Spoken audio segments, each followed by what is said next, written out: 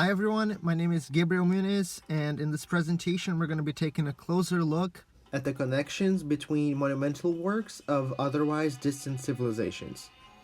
This paper deals with the similarities and differences between pyramids around the globe to try and create a reasoning as to why distant human civilizations would create such similar structures.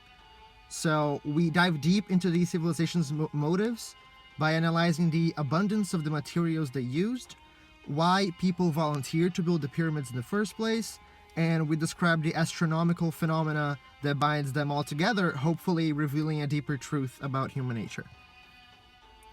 So I started by dividing these civilizations in two groups based on their geographical location. We have the Arabian group, composed of Egypt, Sudan, and Iraq, and we also have the Mesoamerican group, composed of the Aztec, Mayan, and Inca.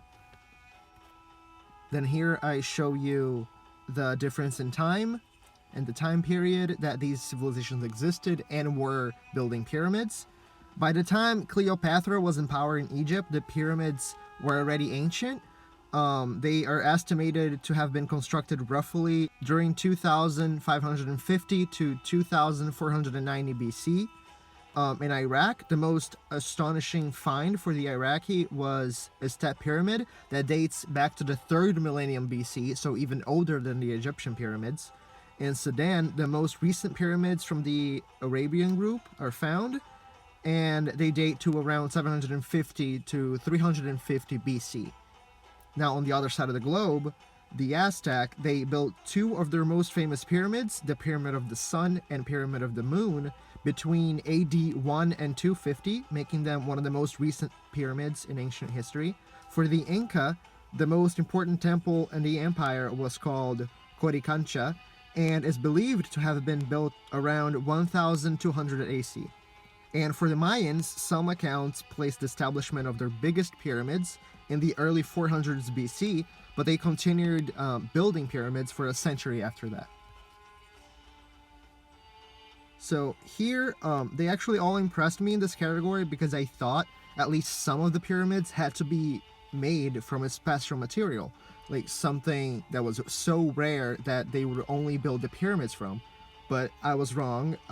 They all seem to have built their pyramids from the same materials that they built their houses and their markets and everything else, so it wasn't anything special.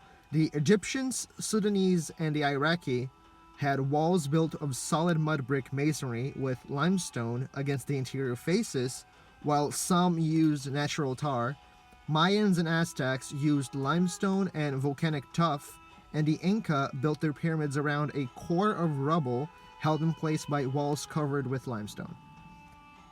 In the Arabian group, they distributed top quality sheep and goats, which were considered fancy sources of meat, to the pyramid builders. Meanwhile, the Mesoamerican group's pyramid builders were considered to be taking part of a project of honor, as in they had the honor to work for the king.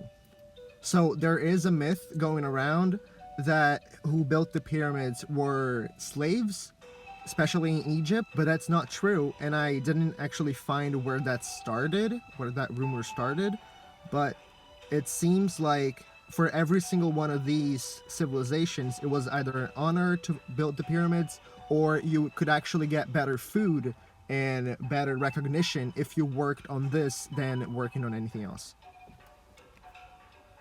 Even though not all pyramids had to look like this from the inside, this image on the right is a pretty standard depiction of how they were constructed by the Arabian group. They built their pyramids to serve as shrines, funerary boat pits, and tombs for other family members and nobles. I wrote for the alive because they were built while the people that they were for were still alive, and they would most likely manage its construction, so it's not like a casket that you only buy or build after the person is dead. Also, shafts that led to the outside were once thought to be for ventilation. As you can see, air shafts, there's one on each side of the pyramid on the image here, but some experts believe they point to stars in the night sky and are meant to help the spirit ascend to heaven.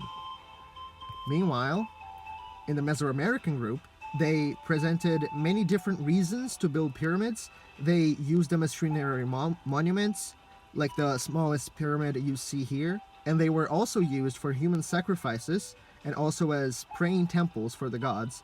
The biggest pyramid you can see here is actually the largest pyramid in Mesoamerica, and the third largest in the world. That's the Pyramid of the Sun. It was built by the Aztecs, and if you see that small black dot inside of the red circle is actually a person. I just circled it so you have an idea of the sheer size of this thing. I can put this picture in chat so you can zoom in and try to find the 8 other people, because there's a couple people in this image, like a Find Waldo kind of thing. And then for astral relations, I tried finding any correlation between pyramids in either astronomy or some kind of astrology at the time. On my research, I found the Iraqis' astronomical knowledge surpassed even that of the Egyptians, and they could even predict lunar eclipses. Similarly, Egyptians and Sudanese also studied the skies and often built their pyramids in relation to astral bodies. Egyptians built the Great Pyramid of Giza 1/4 of a degree from true north, and that's insane accuracy. Some experts believe that it was actually even closer to the north. To true north, but the Earth's axis of rotation shifted a little bit over the past couple thousand years since it was built, so it's not exactly at true north right now. It's still really close. And the Sudanese, meanwhile, would dedicate their pyramids to their religion and astrology. Archaeologists found a pyramid dedicated to Isis, who is known as the goddess of the moon, life, and magic, while another one is thought to be built for Anubis, who is the god of mummification, the afterlife, and the patron god of lost souls. On the other side of the world, Aztecs were tracing stars and what they viewed as the universe to the pyramid city of Teotihuacan. That is the city with the Pyramid of the Sun that we saw on the previous slide, the third biggest of the world. Mayans dedicated pyramids to some of their deities as well. The one we have here was designed so that during sundown, the sun would make it look like a giant serpent was descending the staircase of the pyramid. And there's even a serpent head at the bottom, so it completes the body. It was based on the god Kukulkan, one of the most important Mesoamerican deities, described as a feathered snake. And the Incas, aside from dedicating pyramids to gods, incorporated the sun within their architecture altogether. Thus, if you were viewing the sunset during the winter solstice hundreds of years ago, you would have seen the sun setting directly behind or sinking into the pyramid. In conclusion, our findings show that pyramids throughout the world were built with connections to the dead, that being through using them as tombs, memorials, or even acclamations to divine figures.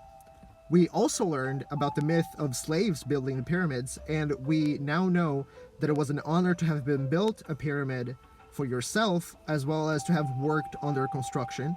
And finally, the most important aspect of all pyramid building cultures was their connection to the afterlife. I tried looking for the reason why these structures had the same basic shape, but I could not find any relevant information indicating why all pyramids are shaped the way they are.